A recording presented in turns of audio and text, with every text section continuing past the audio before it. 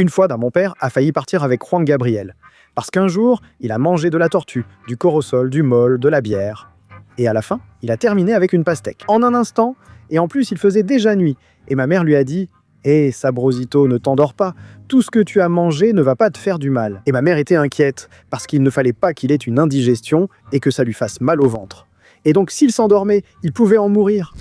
Alors, mon père s'est beaucoup inquiété.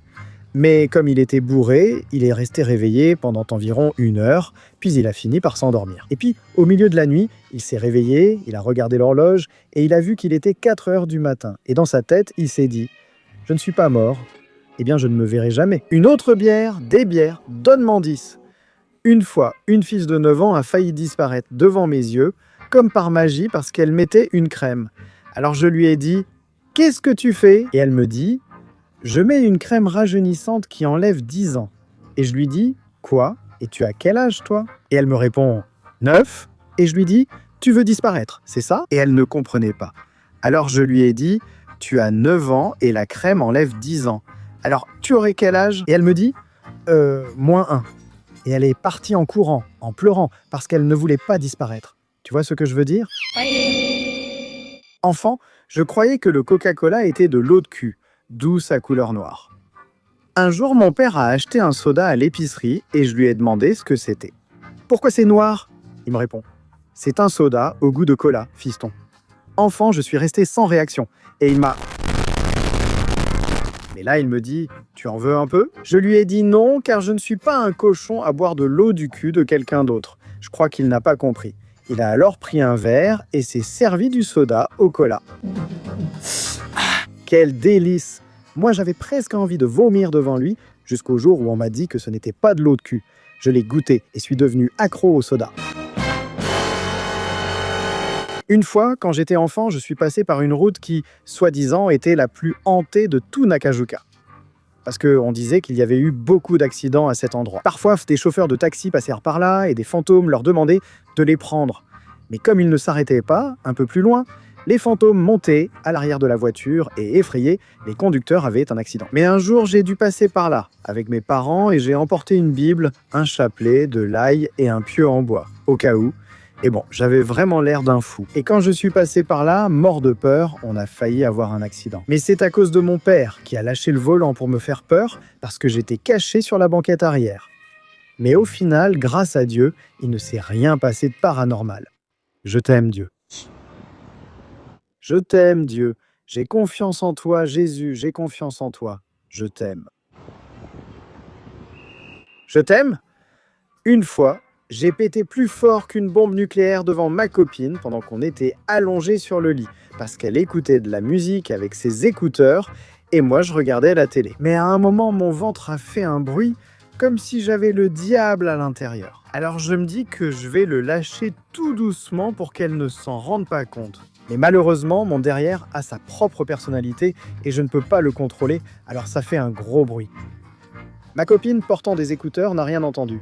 Mais le lit a vibré et elle a demandé « Ah bon, il a une fonction vibration ?» J'ai répondu « Oui, mais ça sent mauvais. » Elle a répliqué « Sale menteur, c'est toi qui l'as fait. » Non. Une fois, mon cousin Tizoc a insulté ma copine et lui a dit que c'était un travesti. Mais ensuite, il a eu la trouille parce qu'il ne s'était pas rendu compte que les parents de ma copine étaient derrière lui et qu'ils ont entendu ce que le fou de Tizoc avait dit. Parce qu'on était à la fête de ma tante, la Calabaza.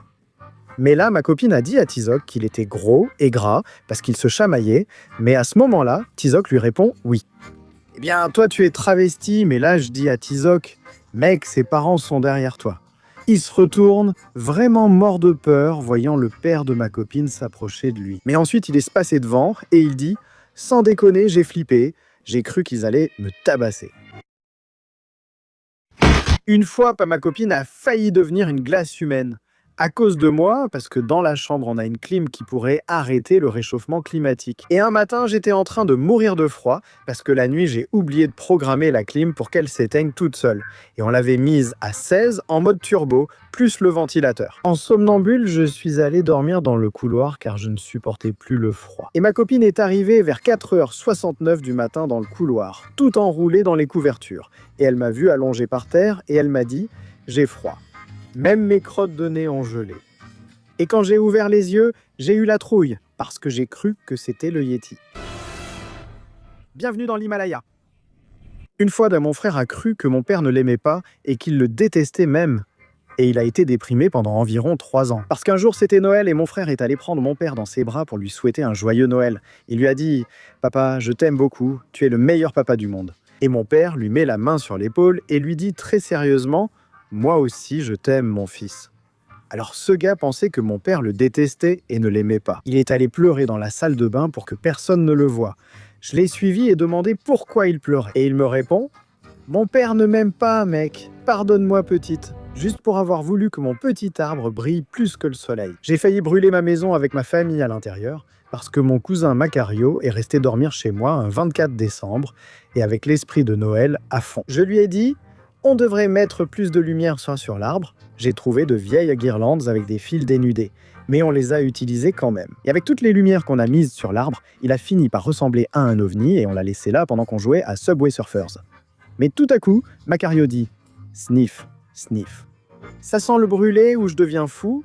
Et moi, je pensais que c'était mon téléphone parce qu'il était vieux.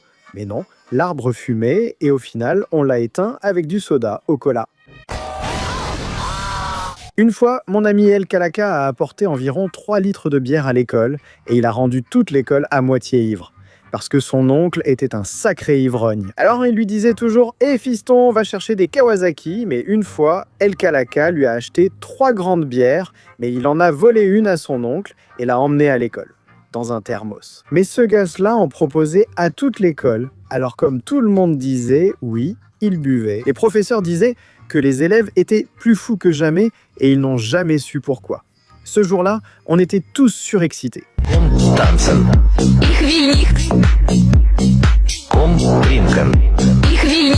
Une fois, ma mère avait peur des rats et un jour elle a failli avoir une crise cardiaque. Parce qu'elle avait un chat qui s'appelait Atoun. Et un jour, Atoun a attrapé un rat, de la taille de ceux de New York. Alors, ce type l'a apporté à ma mère jusqu'au lit et l'a posé sur son ventre.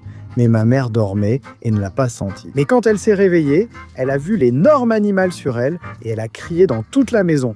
Et le pire, c'est qu'elle me reprochait à moi parce qu'elle pensait que c'était moi qui l'avais mise là. À la fin, je lui ai dit que c'était le chat et on a donné un coca à ma mère pour la calmer.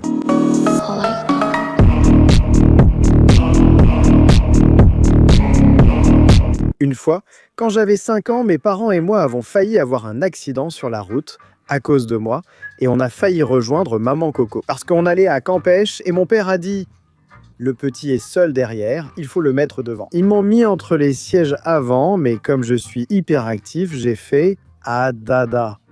Et je me suis mis sur le levier de vitesse, on roulait à environ 130. Et là, avec les fesses, j'ai mis la marche arrière sans faire exprès. Et la camionnette a failli sortir de la route si ce n'était pas pour mon père, qui est Toretto, sinon... Chut.